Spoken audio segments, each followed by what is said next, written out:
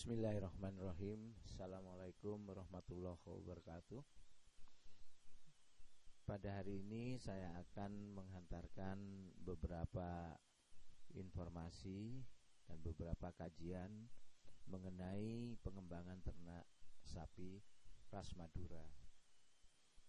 Kita sebagai bangsa Indonesia harus bangga karena mempunyai ras Indonesia, yaitu ras Madura, yang cukup mempunyai kelebihan-kelebihan yang tidak ada keduanya. Salah satu atau beberapa kelebihan dari ras Madura ini adalah, yang pertama,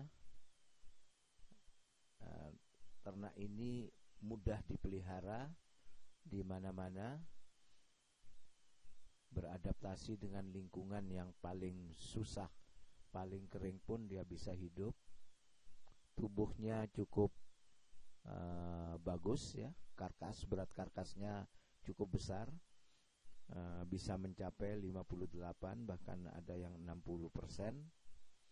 Dagingnya empuk dan manis, serta pertumbuhannya apabila diberi makanan yang cukup bagus, mereka akan cepat berkembang biak, terutama daya reproduksinya. Kata orang lokal, sapi Madura kalau makannya bagus, maka disentuh aja sudah bisa bunting. Jadi itu kelebihan dari sapi Madura. Berat badan sapi Madura kalau yang asli dulu bisa mencapai 500 sampai 600 kg.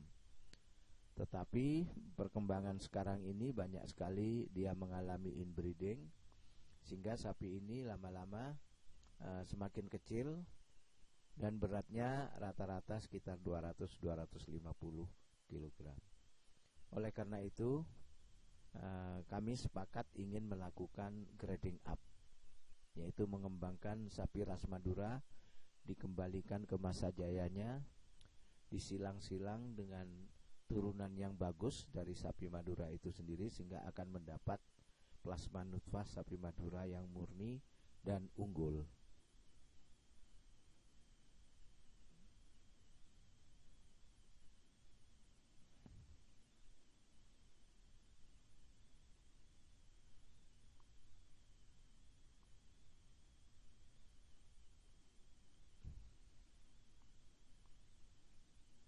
Halo? Kok nggak bisa ya?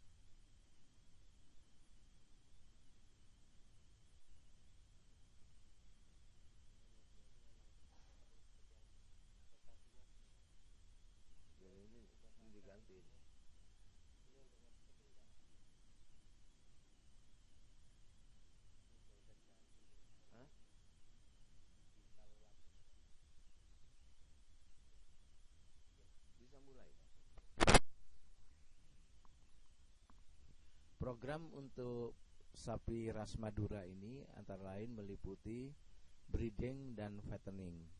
Jadi melakukan tindakan untuk mengembangkan reproduksi dan melakukan tindakan untuk pembesaran dan penggemukan. Untuk breeding dilakukan pembibitan, meliputi pemurnian atau grading up, karena kita harus mempunyai plasma nutfah yang murni, sebagaimana kedaulatan ternak akan sapi ras Indonesia, yang mewakili adalah sapi ras Madura. Kemudian persilangan penting sekali dan bernilai bisnis, terutama kita lakukan crossing dengan jenis sapi-sapi dari luar negeri yang unggul, dan penggunaan teknologi laser punktur dan inseminasi buatan. Untuk penggemukan atau fattening meliputi pemeliharaan intensif dengan pemberian pakan secara terkontrol. Artinya kita akan mempersiapkan pakan dengan materi atau bahan baku yang cukup memenuhi gizinya, baik proteinnya dan bahan-bahan lainnya, sehingga ternak tersebut tidak tergantung pada musim. Setiap saat pakan selalu ada dan pakan terjamin. Kemudian penggemukan juga menggunakan teknologi. Biasanya kita menggunakan teknologi laser yang ditembakkan pada titik-titik pertumbuhan. Selain itu, pemanfaatan limbah pertanian sebagai bahan baku pakan, dan kita juga melakukan integrated organic farming. Jadi fattening dari ternak sapi ini akan dikembangkan berdasarkan bahan-bahan organik. Breeding dan grading up, terutama pemeliharaan sapi jantan unggulan ras murni Madura. Kami masih mempunyai sapi jantan unggulan ras murni Madura yang beratnya bisa di atas 600 kilo. Dan ini masih terpelihara dengan baik di Pulau Madura. Melalui seleksi fenotype dan genotype, dipelihara secara intensif dan menggunakan teknologi laser serta pakan yang optimal, pakan yang bergizi dan optimal. Kemudian kedua, seleksi betina indukan. Jadi kalau tadi pejantan sebagai pemacak ya. Yang kedua, seleksi betina ras Madura indukan yang dipelihara secara intensif dengan menggunakan teknologi laser dan pakan. Berikutnya, penggunaan teknologi laser dan hormon untuk sinkronisasi birahi, dan penggunaan teknologi inseminasi buatan untuk breeding. Jadi grading up ini murni menggunakan semen dari sapi jantan, dan juga betinanya adalah sapi indukan betina murni. Ini salah satu contoh pejantan ras Madura yang unggul di daerah Pamekasan. Kita mempunyai bibit ini cukup banyak. Ciri-cirinya adalah sapi ini warnanya coklat ketuaan, agak tua ya. Kemudian ramping tapi padat dagingnya ya, karena sapi ini masih dipakai sebagai sapi kerap ya, sehingga kakinya cukup lincah. Tapi berat badan dan berat karkasnya cukup tinggi. Kemudian indukan sapi Madura betinanya, ini kita mendapatkan cukup bagus ya. Kalau kita lihat di sini adalah betina darah. Apabila nanti sudah punya anak, dia akan lebih besar lagi dan berkembang lebih baik. Ini cukup banyak juga kita dapatkan di daerah Waru, Pamekasan. Teknologi laser yang kita gunakan, kita menggunakan laser dengan kemampuan 50 mW veteriner laser puncture, di mana kita bisa mengadjust ya energinya, dosisnya, apakah dosis stimulasi antara 0,2 sampai 0,5 ataukah dosis sedasi ya. Tapi yang banyak kita lakukan adalah dosis stimulasi. Ini probe lasernya, ini powernya. Jadi teknologi laser ini adalah memberikan energi melalui titik akupunktur agar supaya terjadi peningkatan kemampuan organ dan terjadi peningkatan hormonal reproduksi, terjadinya birahi, dan juga peningkatan berat badan. Kita lanjutkan mengenai ras murni sapi Madura, bahwa kita masih mempunyai bibit-bibit ras murni sapi Madura yang cukup bagus, yang sayang sekali kalau tidak kita kembangkan untuk dibuat semacam grading up, memperbaiki keturunan. Ini salah satu contoh ras murni sapi Madura. Kemudian untuk mencapai untuk membuat program grading up, kita memerlukan suatu teknologi inseminasi buatan, yaitu dengan vagina buatan yang ada di sini, yaitu untuk mengambil semen pada sapi pemacak atau sapi jantan yang unggul, dan kita akan memilih bentuk sapi Madura yang asli, berat badannya yang mencapai sampai 700 kilo. Kemudian kita ambil semen dalam bentuk semen cair. Ini alat ini amat praktis sekali ya, di dalam menampung semen sapi jantan. Pada saat kita ingin mengambil semen sapi jantan, tentunya sapi ini dirangsang dulu dengan betina di depannya, sehingga pada saat dia akan menaiki si betina, jangan sampai alat reproduksinya pada pejantan ini masuk ke betina, tapi harus langsung ditampung oleh alat inseminasi ya, seperti ini. Sehingga kita akan mendapatkan satu kali ejakulasi, dosisnya bisa untuk 400-500 betina. Ini amat fantastis sekali. Dengan semen cair kita bisa membuat sapi betina ratusan bisa dibuntingkan. Dan daya kemampuan membuntingkannya atau kemampuan konsepsinya bisa mencapai 95%. Nah, ini spermanya yang kita dapatkan. Kemudian kita encerkan, kemudian beri campuran-campuran tertentu yang bisa meningkatkan aktivitas dari sel spermatozoa sebelum disuntikkan kepada sapi betina. Selanjutnya betina sapi Madura ras murni yang kita seleksi juga, kita ambil yang ukurannya cukup baik, besar, sehat, dan reproduksinya juga normal, bagus. Kita lakukan penyuntikan dengan straw ya, sehingga bisa dimasukkan dan dilakukan pada saat betina itu birai ya. Untuk membiraikan secara bersamaan kita lakukan dengan penyuntikan PGF2 alfa, hormon PGF2 alfa, atau juga bisa dirangsang dengan laser. Kita akan mendapatkan hasil sapi-sapi ras Madura murni yang cukup besar dengan cara grading up tadi, sehingga kita bisa mempertahankan sapi rakyat, kedaulatan ternak, sapi ras Indonesia yang unggul. Salah satunya adalah sapi ras Madura. Ini salah satu contoh hasil dari inseminasi dengan sperma encer tadi.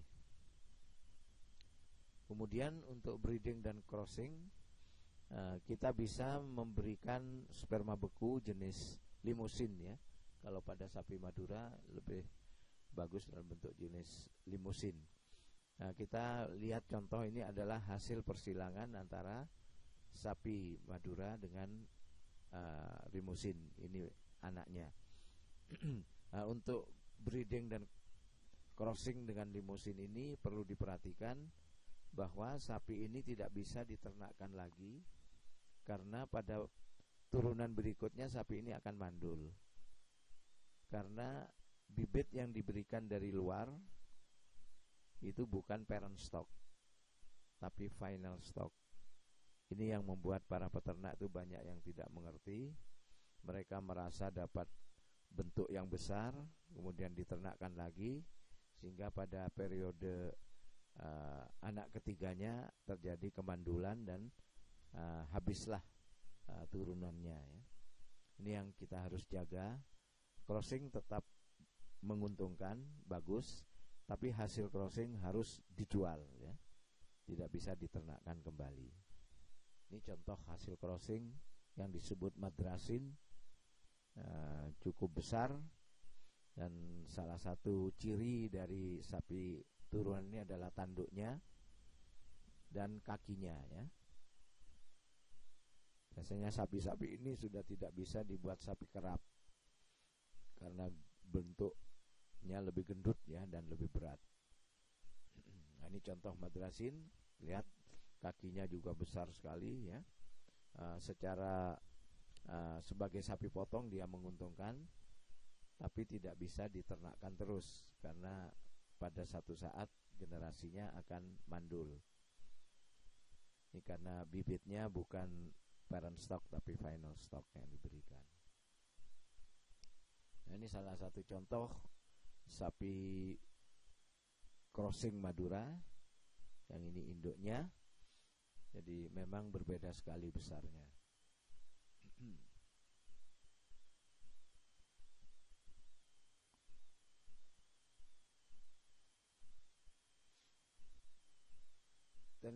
Teknologi laser bisa dilakukan untuk breeding, bisa dilakukan juga untuk fattening. Ini peralatan laser ini buatan anak Indonesia yang menghasilkan alat semikonduktor, laser semikonduktor dengan kemampuan 50 miliwatt untuk veteriner laser puncture. Nah, biasanya pada dosis untuk stimulasi membutuhkan 0,2 sampai 0,5. Ini dosis stimulasi. Sedangkan dosis-dosis yang di atas tidak dipakai karena dosis tersebut akan justru menghambat ya, yaitu dosis sedasi. Ini terdiri dari power supply yang berwarna hijau, kemudian probe atau alat lasernya yang berwarna hitam. Di dalam power supply ada power dan ada dosis, ada waktu, dan ditembakkan dengan probe pada titik-titik akupunktur. Teknologi laser ini cukup efektif karena memperbaiki kondisi keseimbangan pada ternak sapi tersebut. Penggunaan laser bisa juga untuk penggemukan. Tentunya titiknya berbeda ya.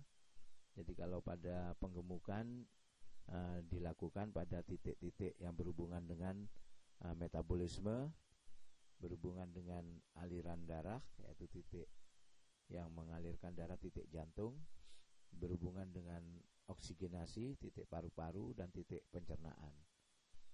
Ini yang dirangsang ya, agar supaya terjadi perbaikan atau peningkatan organ-organ tersebut menjadi lebih aktif dan banyak sekali bahan-bahan makanan yang dicerna.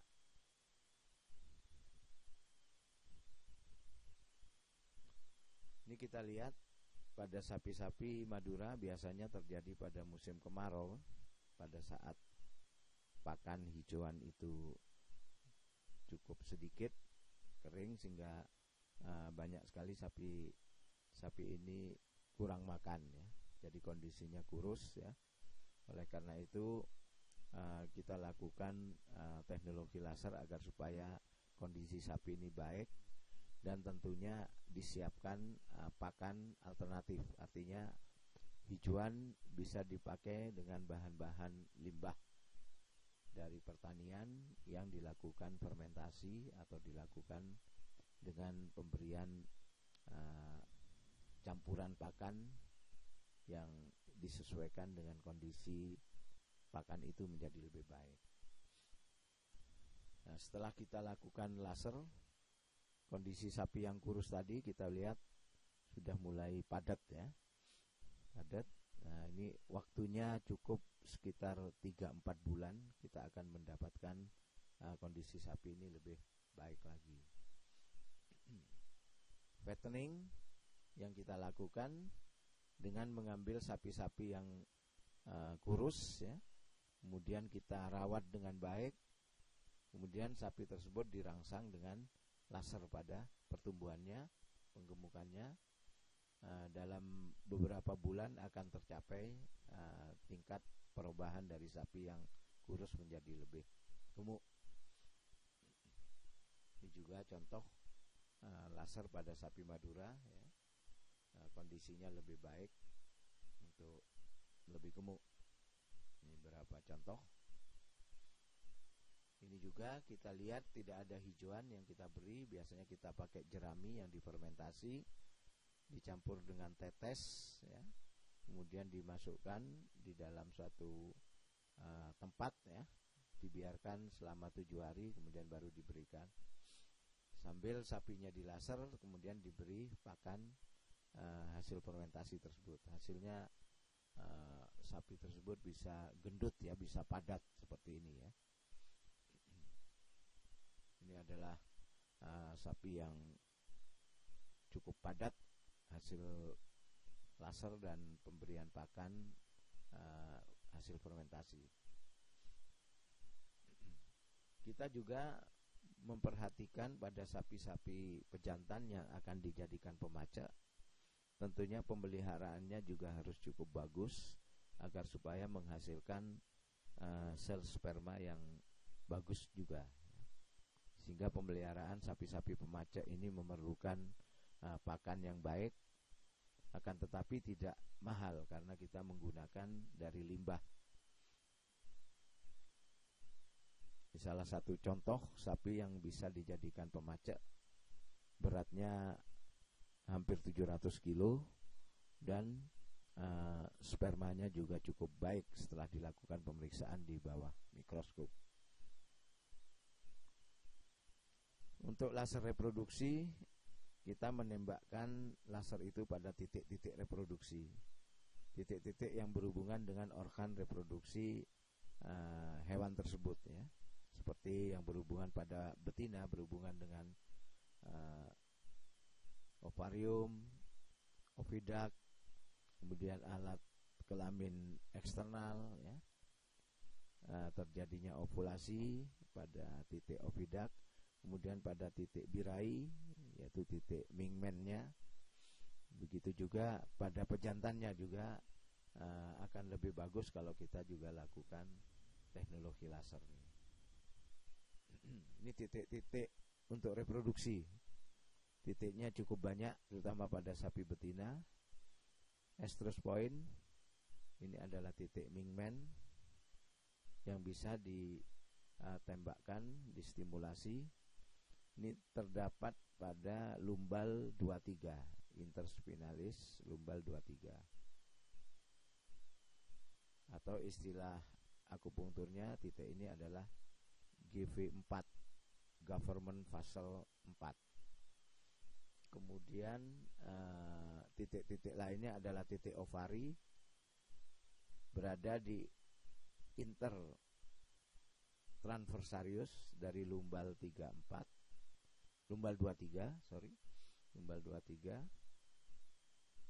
kanan dan kiri, ya. Itu adalah titik ovari dan juga disebut juga titik ginjal. Kemudian titik oviduct, dari 3 titik ini kita ambil salah satu saja. Kemudian ada titik cervix, titik uterus, bahkan di sini ada titik hormonal, ya. Titik hormonal ini untuk mengaktifkan PGF2 alfa agar supaya terjadi sinkronisasi birahi. Jadi rangsangan pada titik-titik reproduksi ini, hewan tersebut akan birahi secara bersama. Kemudian akan terjadi proses pendewasaan hingga terjadi proses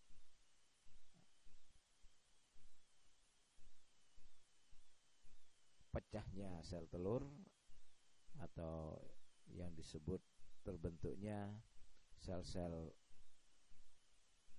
corpus rubrum karena terjadi ovulasi, dan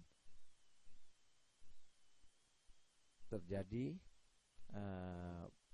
pelemparan dari sel telur menuju ke oviduct. Di situ pada saat itu terjadi birahi pada sapi dan bisa diikuti dengan penyuntikan sperma, sehingga bersamaan dengan saat itu bisa terjadi konsepsi dan hewan akan bunting. Jadi ini proses-proses ini kita lakukan, penembakan ini 3 hari berturut-turut pada saat terjadinya birahi, kita langsung melakukan teknologi inseminasi buatan.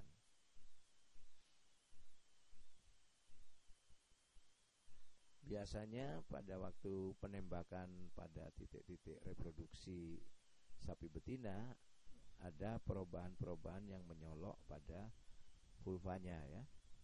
Sebelum dilaser, vulva itu masih kelihatan tipis dan putih. Sesudah dilaser terlihat lebih tebal dan warnanya merah. Bahkan bisa terjadi pengeluaran cairan kental ya. Cairan kental yaitu cairan kelamin, dan itu menandakan bahwa hewan tersebut birahi estrus. Istilah Jawanya abang, abuh, anget, arep-arep. Nah, ini hari pertama kita tembak penebalan. Hari kedua tebal dan mulai merah. Dan hari ketiga sudah terlihat merah dan ada cairan yang kental. Kejadian birahi bisa mencapai 98%. Selanjutnya, seperti telah kita bicarakan, bahwa pertumbuhan, perkembangan tubuh dan reproduksi pada sapi tidak akan tercapai dengan sempurna apabila kita tidak memberikan pakan yang baik. Selama ini peternakan rakyat amat tergantung sekali pada musim ya. Jadi pada saat musim kemarau, pakan ini amat sulit dicari. Mereka bekerja keras untuk mendapatkan pakan. Apabila tidak tercapai, maka sapinya akan menderita, yaitu kondisi tubuhnya akan menjadi kekurangan protein ya. Dan biasanya kalau sudah minimal pakannya, pertumbuhannya dan reproduksinya juga menurun. Oleh karena itu, alangkah baiknya kalau kita menyiapkan rumah pakan ya, seperti yang ada pada gambar tersebut.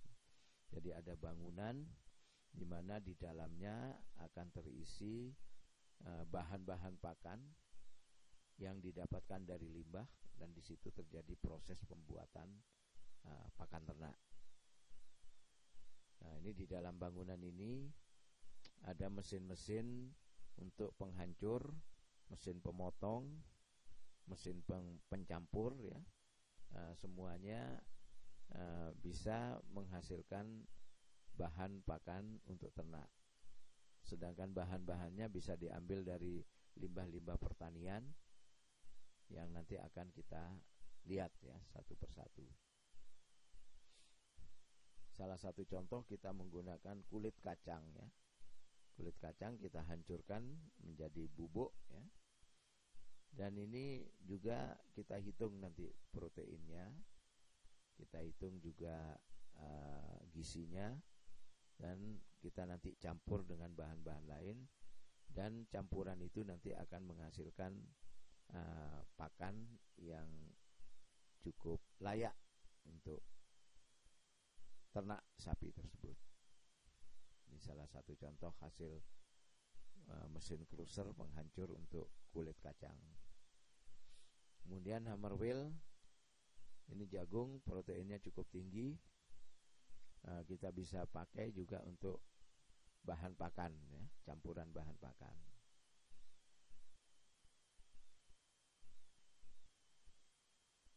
Ini hasil penghancurannya dari bahan pakan ya. Kemudian untuk meningkatkan protein dan gizi dari pakan, kita melakukan fermentasi dari bahan-bahan limbah pertanian. Misalkan jerami, kemudian kita lakukan fermentasi, kemudian limbah-limbah daun-daun yang kering, daun kacang, daun rendengan, daun jagung, daun tebu ya kita potong-potong, kemudian kita lakukan fermentasi untuk meningkatkan proteinnya sehingga tercerna dengan baik. Ini adalah alat untuk melakukan fermentasi hijauan pakan ternak. bahan dari fermentasi itu adalah biofermentor yang didapat dari proses isi perut rumen di RPH, rumah potong hewan. Jadi isi perut rumen yang dibuang kita ambil, kita manfaatkan, kemudian kita jadikan biofermentor. Ini teknik mencampur pakan yang sudah dihancurkan tadi, terdiri atas kulit kacang, jagung, kemudian bahan-bahan yang lainnya ya. Dan setelah dicampur kita akan mendapatkan protein kasar antara 12 sampai 13% sudah cukup untuk pertumbuhan. Kalau kita siapkan agar reproduksinya baik, kita tingkatkan menjadi 16%. Kemudian kita juga siapkan kandang jepit atau kandang agar supaya sapi tersebut nanti bisa dikawinkan dengan cara mengikat ini ya, disuntikkan sperma pada sapi betina ya, dengan menggunakan kandang jepit, atau juga melakukan teknologi laser dengan kandang jepit ini agar supaya sapi itu tidak bergerak kemana-mana. Ini adalah salah satu cara di mana terjadi transfer teknologi pada peternak, sehingga pekerjaan kita akan lebih ringan apabila masyarakat yang pemilik sapi itu sendiri yang mengerjakan ya. Karena teknologi ini tidak sulit, bisa dilakukan dengan mudah oleh para peternak ya, dan mudah sekali ditransferkan ya. Apabila kelompok-kelompok ternak ini nanti berkumpul, kemudian menjadi kandang komunal, kemudian satu rumah pakan itu mungkin sekitar 50 sampai 100 sapi, tentunya kita nanti akan mempunyai banyak sekali kandang-kandang komunal yang banyak memberikan hasil yang amat produktif. Manajemen kandang sapi ya, kandang komunal seperti ini ya, bisa ekor per ekor ya. Jadi ekornya ya, sapinya menghadap keluar, bisa head to head, kepalanya saling menghadap, dan ini memang mudah sekali untuk memberi pakan di sini. Bisa tail to tail ya, ekor per ekor. Nah, kandang komunal ini efektifnya apabila kotoran sapi banyak terkumpul, kita bisa membuat biogas. Biogas ini menghasilkan energi untuk penerangan, juga energi untuk kompor gas. Ini ada nilai tambah lagi ya pada kandang komunal. Kemudian sapi-sapi yang pada musim kemarau apabila kita kesulitan rumput, banyakkan kita beri pakan campuran tadi, di mana pakan campuran tadi sudah komplit mengandung bahan-bahan yang diperlukan oleh ternak sapi. Rumput atau hijauan itu merupakan pakan tambahan ya, agar supaya kemampuan memamah biaknya masih terus berlanjut. Ini salah satu contoh sapi yang diberi pakan kering ya. Dan kita tahu di Madura, selain sapi ini dipakai untuk bisnis, dijual dagingnya, tapi ada beberapa sapi-sapi tertentu yang dilatih sebagai sapi kerap, karena apabila bisa menjuarai, mereka akan naik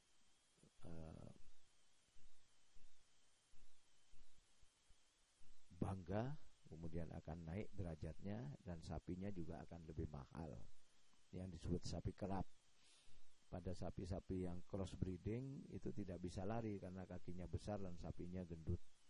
Sedangkan sapi-sapi yang dipakai adalah sapi ras murni. Selain itu juga pada sapi ras murni dilatih sebagai sapi yang pintar untuk menari ya, yang disebut sapi sono.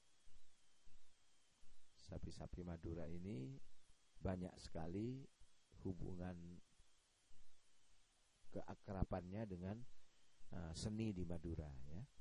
Jadi dia termasuk sapi dengan budaya Madura, bisa dipakai sebagai kebanggaan, yaitu sapi sono, sapi yang bisa dilatih untuk menari, untuk berdua dengan sapi lainnya, dengan pemiliknya. Dan sapi-sapi yang terlatih ini harganya cukup mahal ya. Dan biasanya dilakukan diadu ya, dibuat kontes. Selain sapi kerap juga ada sapi sono, kontes sapi sono semadura ya. Ini kita melihat sapinya adalah sapi ras murni ya. Oleh karena itu kita harus tetap mempertahankan ras murni yang baik dan unggul ya.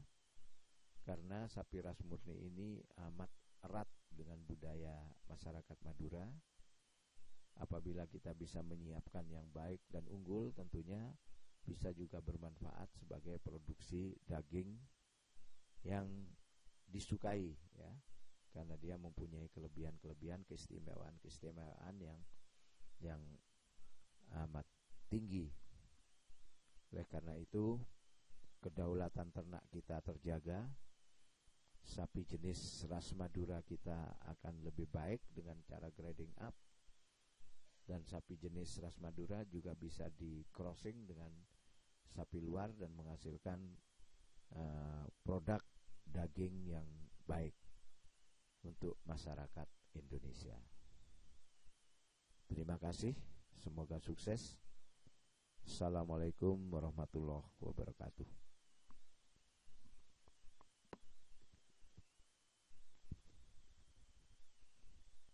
Apabila vlog ini bermanfaat, informasinya bermanfaat, maka harap di like dan di share. Terima kasih.